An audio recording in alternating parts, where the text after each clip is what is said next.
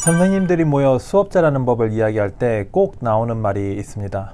우리도 가르치고 나서야 뭐가 뭔지 좀 알게 되었다. 저도 제가 가르치는 수업 내용을 학생으로서 배울 때가 아니라 교수가 되어 직접 가르치면서부터 좀 더 잘 알게 되었고, 선생님다운 모습도 보이기 시작했습니다. 선생님들은 주어진 학습 내용을 기억하고 이해하는 것은 기본이고, 그 내용을 자유자재로 다루실 수 있습니다. 설명을 하실 때에도 예시나 비유를 쉽게 드실 수 있고, 학생들에게는 어려운 복잡한 문제, 낯선 문제도 정말 쉽게 풀어내십니다. 문제는 학생들이 흔히 하듯 공부에서는 선생님의 이러한 능력을 갖기 힘들다는 것입니다. 즉, 반복해서 수업을 듣고 여러 번 회독을 해서 책을 읽고 문제집을 많이 푼다고 선생님처럼 되는 것이 아니라는 것입니다. 인지과학자들은 선생님께서 하시는 일상의 업무를 학생들도 해볼 것을 권하고 있습니다. 즉, 시험 문제를 내고 자신의 가상의 학생들이 그 시험 문제들을 풀 수 있도록 수업을 준비하고, 그 준비한 내용을 자신만의 언어로 풀어서 전달하고, 마지막으로는 채점까지 해보는 과정이 학생을 선생님답게 만들 수 있다고 생각합니다.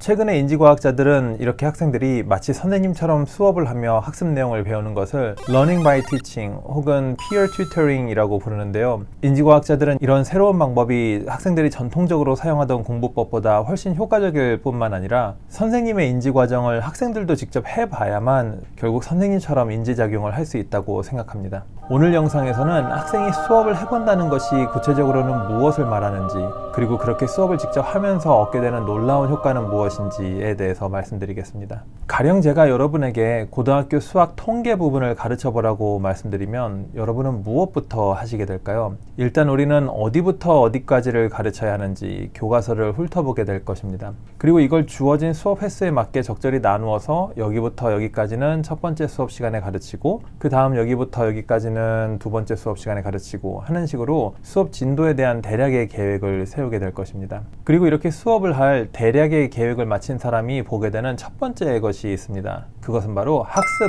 목표입니다. 가르치는 사람으로서 적어도 이건 꼭 가르쳐야 하기 때문입니다. 가령 통계 부분에 대한 수학 교과서 몇 권의 학습 목표를 살펴보면 다음과 같습니다. 확률 변수와 확률 분포의 뜻을 안다. 이산 확률 변수의 기대값 혹은 평균과 표준 편차를 구할 수 있다. 이항 분포의 뜻을 알고 평균과 표준 편차를 구할 수 있다. 정규 분포의 뜻을 알고 그 성질을 이해한다. 모집단과 표본의 뜻을 알고 표본 추출의 원리를 이해한다. 표본 평균과 모평균의 관계를 이해하고 설명할 수 있다. 모평균을 추정하고 그 결과를 해석할 수 있다.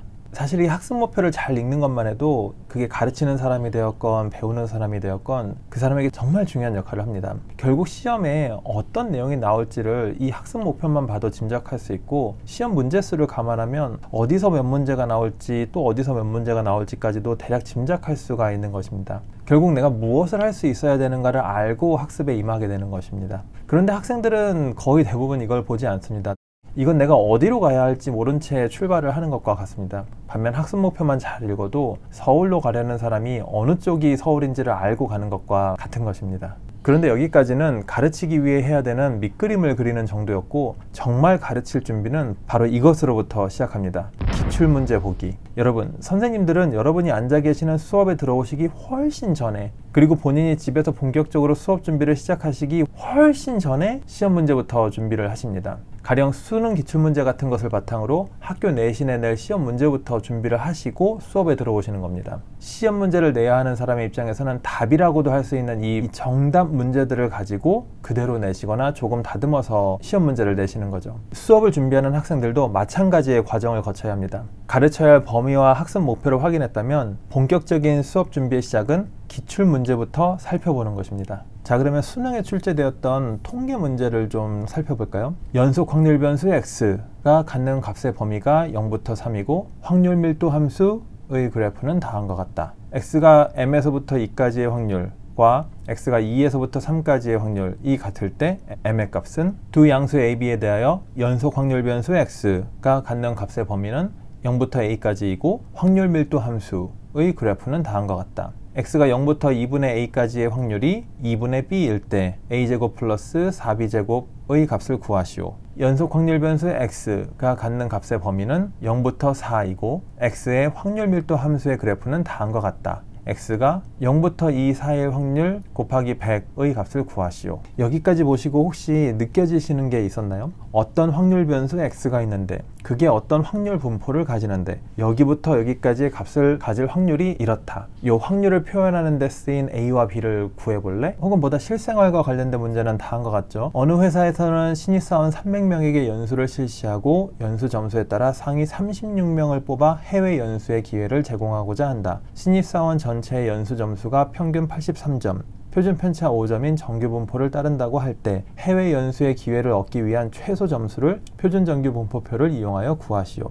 어느 회사의 전체 신입사원 1000명을 대상으로 신체 검사를 한 결과 키는 평균 M, 표준 편차 10인 정규 분포를 따른다고 한다. 전체 신입사원 중에서 키가 177cm 이상인 사원이 242명이었다. 전체 신입사원 중에서 이물을 선택한 한 명의 키가 180 이상일 확률을 오른쪽 정규분포표를 이용하여 구한 것은 어느 세차장에서 승용차 한 대를 세차하는 데 걸리는 세차 시간은 평균 30분, 표준 편차 2분인 정규분포를 따른다고 한다. 한 대 승용차를 이 세차장에서 세차할 때 세차 시간이 33분 이상일 확률을 오른쪽 정규분포표를 이용하여 구한 것은 보다 구체적인 문제에 있어서도 어떤 확률 변수가 있는데 신입사원의 성적이 되었든 세차장에서 걸리는 시간이 되었든 그게 어떤 확률 분포를 가지는데 혹은 정규분포를 따르는데 신입사원의 점수가 여기부터 여기까지 혹은 이 점수 이상일 확률을 구해볼래? 세차하는 데 걸리는 시간이 몇 분 이상일 확률을 구해볼래? 여러분, 통계라는 건 결국 이렇게 내가 궁금해하는 어떤 녀석이 어떤 값을 가질 확률을 알고자 하는 학문입니다.